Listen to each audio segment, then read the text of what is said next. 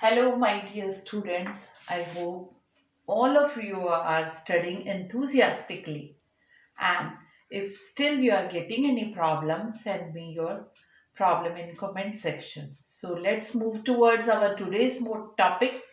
Our today's topic, which we are going to discuss, is preamble. Okay, we will discuss what is preamble, what's its importance, and the ideal enshrined in our preamble. Okay, first of all let's discuss about preamble. बेटा preamble जो है वो हमारा introduction है.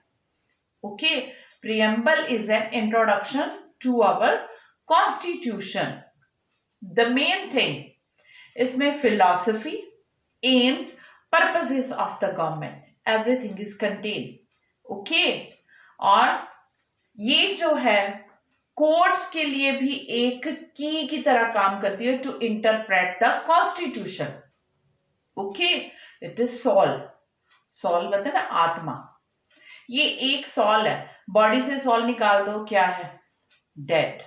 सो preamble अगर निकल जाए तो हमारा कॉन्स्टिट्यूशन किसी काम, because it's the lengthiest constitution and legal framework, legal languages are such complicated that a common citizen can't understand.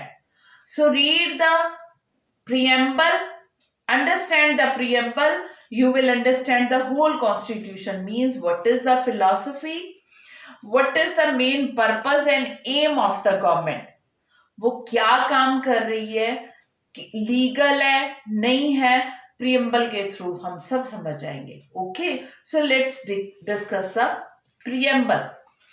Preamble is an introduction to the constitution. It contains the political philosophy, aim, objective and basic purpose of the constitution. I told you कि preamble जो है एक introduction है और इसमें क्या क्या है, कंटेन मतलब इसके अंदर क्या क्या है. पॉलिटिकल फिलॉसफी, पॉलिटिक्स कैसी होगी, उसकी फिलॉसफी, और उसका एम क्या होगा, ऑब्जेक्टिव मकसद क्या होंगे, और बेसिक पर्पसेस, अगेन उद्देश्य हमारे कॉन्स्टिट्यूशन के क्या है, ये सारा हमारा प्रियम्बल बताता है. Aim, purpose, objective, everything we come to know through the preamble. Okay beta, now let's discuss the importance of preamble. It contains the philosophy on which the entire constitution has been built. ये जो है main philosophy है बताता, इसी के ऊपर हमारा पूरा कॉन्स्टिट्यूशन खड़ा है, प्रियम्बल के ऊपर. बिल्ट मीन्स बना है. Okay, the second one is the court regards it as a key to interpret. हमारे कॉन्स्टिट्यूशन की कोर्ट्स इंटरप्रेट करते हैं, व्याख्या करते हैं. कोई भी केस आ जाए या गवर्नमेंट कोई लॉ बना रही है उनको समझाने के लिए, तो उसको इंटरप्रेट करने के लिए की कौन सी है, प्रियम्बल हमारा. ओके, की एक समझ के एक चाबी, ताले को खोलने के लिए चाबी चाहिए ना, इसी तरह से कॉन्स्टिट्यूशन को समझने के लिए चाबी कौन सी है, प्रियम्बल. की है, की टू द कॉन्स्टिट्यूशन. थर्ड है, it provide a standard, examine, evaluate any law and action of the government. Government जो भी काम कर रही है, कोई भी लॉ बना रही है, उसको समझना कैसे है, प्रियम्बल के थ्रू. प्रियम्बल रीड कर लो, आप समझ जाओगे कि government of the country is working according to the constitution, according to the law और not. Okay, and the last one, not the least, preamble is the soul of Indian constitution. Preamble जो है हमारे Indian constitution का sol है, आत्मा है ये हमारे कॉन्स्टिट्यूशन की, जिसके बिना कॉन्स्टिट्यूशन जिंदा नहीं रहेगा मतलब. ओके, अब हम now we are going to discuss some of the ideals जो हमारे कॉन्स्टिट्यूशन मेकर्स ने, हमने पहले ही डिस्कस किया, we have already discussed. Okay, तो जो आइडियल्स हैं those are enshrined in our preamble. वो कौन कौन से आइडियल है?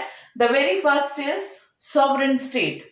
इंडिया जो है वो एक सॉवरेन स्टेट है. सॉवरेन मीन्स इंडिया जो है internally and externally free to take any decision.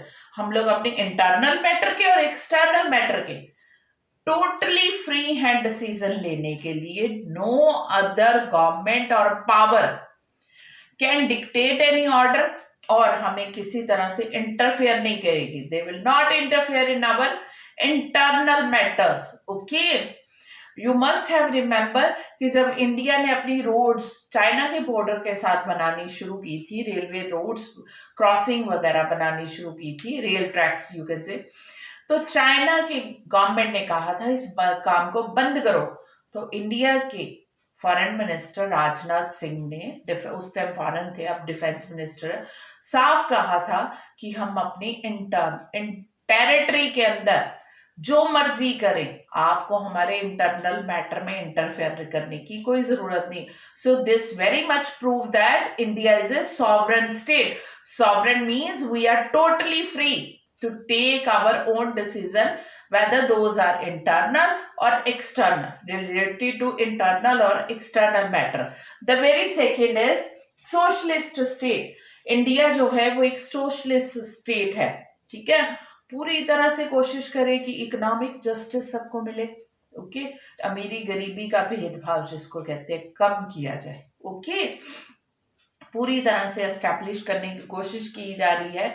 हर एक को उसकी मेहनत का हक मिले, उसकी स्किल, ट्रेनिंग, नॉलेज का पूरा रिगार्ड मिले, जिसको हम लोग कहते हैं। The very third one is secular state. Secular means Indian people are totally free to enjoy, believe, profess, practice any religion. हम लोग टोटली फ्री हैं, कोई भी धर्म को माने ना माने, हम लोग पर किसी की निंदा नहीं करनी हमने, किसी की भी नहीं। अपना धर्म जिसमें मर्जी विश्वास रखो, दूसरे की नहीं। और दूसरी बात, गवर्नमेंट जो है वो किसी तरह से किसी भी रिलीजन को स्टेट का रिलीजन नहीं, कंट्री का रिलीजन नहीं डिक्लेयर करेगी। जैसे कि नेपाल ने अपने आप को हिंदू कंट्री, काफी यूरोपियन कंट्रीज जो है वो क्रिश्चियन कंट्रीज है, पाकिस्तान मुस्लिम कंट्री है, और भी कितने इस्लामिक स्टेट है अरेबियन कंट्रीज में, ओके। हमारे कंट्री जो है वो सेकुलर स्टेट है, means all religion are equal, given equal importance and respect, and everybody, every person in our country are free to profess, believe, practice any religion. Government will not interfere.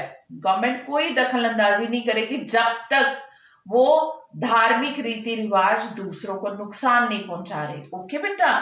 Now the next one is democratic Republic. ये तो हमें अच्छे से पता है, हम लोग तो जब से बर्थ लिया देख रहे हैं वी आर यानी कि अपनी मर्जी की गवर्नमेंट चुन रहे हैं, इलेक्शंस हो रहे हैं, वोटिंग डाल रहे हैं, अपनी मर्जी के लीडर, अपनी मर्जी की गवर्नमेंट बना रहे, यही तो डेमोक्रेसी, ठीक है। अपनी मर्जी की गवर्नमेंट इलेक्ट करना, real power in the hands of the people, and people who all the people elect the government. This is the spirit of democracy. Next is republic government. Republic means head of the state. Head of the state कौन है? President. That is elected. तो वो Republic है। आपको पता है president हमारे parliament के, Lok Sabha, Rajya Sabha, state legislative assembly और यूटीज के इलेक्टेड मेंबर उनको इलेक्ट करते हैं। इंग्लैंड की तरह नहीं कि वहां पे हेड ऑफ द स्टेट जो है वो किंग और क्वीन है, those are not elected, okay. That is the हेडिटरी।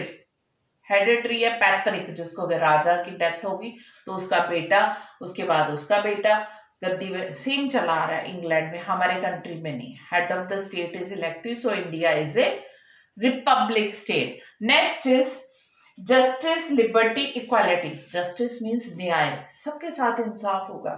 जो भी गलत है, चाहे वो कोई मिनिस्टर है, हाई लेवल का ऑफिसर है, प्राइम मिनिस्टर है, कोई भी है, if they prove guilty, court will, ठीक है, give punishment according to their crime. So this prove that India is, ठीक है, जस्टिस दिया जाएगा इंडिया में। लिबर्टी, सब कोई आजाद है, पर अपनी आजादी का दुरुपयोग नहीं करना, मिसयूज नहीं करना।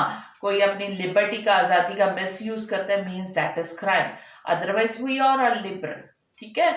Equality means all are equal, There is no discrimination on the basis of caste, color, creed, religion. Okay, all are equal. Earlier Jammu Kashmir को स्पेशल स्टेट का दिया हुआ था right, but that is also taken with the article 370 abolished. Now Jammu Kashmir and Ladakh are two union territories. So equality हो गई अब states की भी. So everyone is equal. There is no discrimination on the basis of caste, color, creed, religion. So these are the common.